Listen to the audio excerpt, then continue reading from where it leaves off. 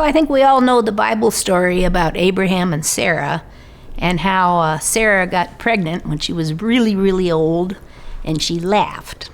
Well, the same thing happened to me. I was 44 and 9/10, and I was visiting a friend because I was going to go have LASIK surgery, but they asked me some pre-op questions. Have you ever had a heart attack? Could you possibly have high blood pressure?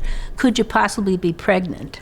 And my friend and I laughed about that because I had 3 daughters who were all teenagers by then, and it just wasn't in my life's plan to go back to baby stuff again. I thought that I was through that, but my friend said, well, Susan, why don't you go get a pregnancy test? Because I hadn't had my monthly visitor for a while, and my chest kind of felt like watermelons encased in, going to burst like a water balloon. And she said, go get a pregnancy test. I said, no. She said, just humor me. So I went, and in the female aisle, naturally, the town's biggest blabbermouth was there, so I had to put the collar of my jacket up and hide in another section. So I went back, because I thought if she saw me taking a pregnancy test, she would think one of my daughters was pregnant. But anyway, I got it home, and I said, oh, my friend's just making a fool out of me. She's going to laugh.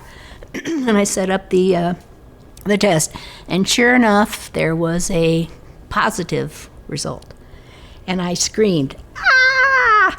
And my first thought was, God, what are you doing to me? I was in such a good position, and now I'm pregnant. God, I know you're all powerful and all knowing, but I'm pregnant and you're not. So I was really upset.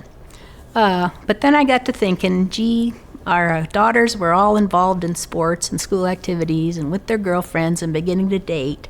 And Dave, my husband, had said, gee, I feel bad I'm moving out of the center of their lives. And I thought, oh, okay, to cheer him up, I ought to make him good steak dinners and listen to his golf game ad nauseum.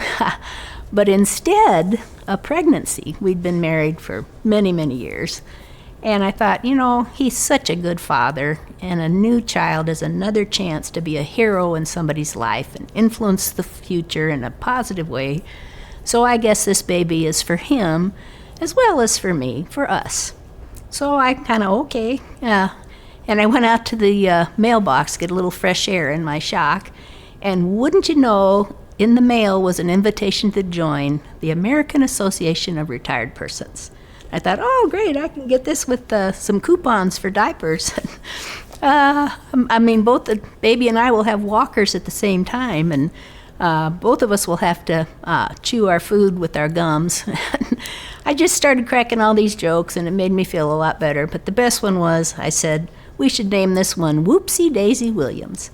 But we didn't. It's Maddie. But she has been the joy of our lives, and even though we're old, we have enjoyed parenthood in our old age very much.